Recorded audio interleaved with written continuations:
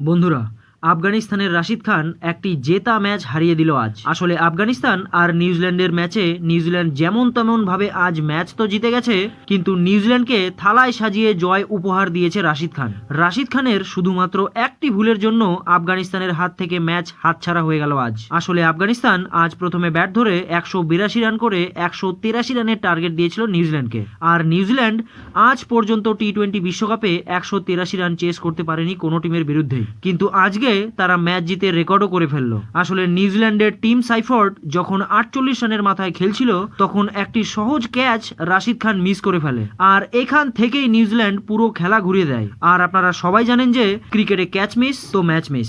সেই টিম সাইফোর্ড শেষে গিয়ে 42 বলে 65 রান করে নিউজিল্যান্ডের ঝুলিতে জয় এনে দেয়, যার কারণে নিউজিল্যান্ড তাদের প্রথম টি-20 ওয়ার্ল্ড কাপের ম্যাচই 13 বল এবং 5 উইকেট থাকতেই জিতে নিল।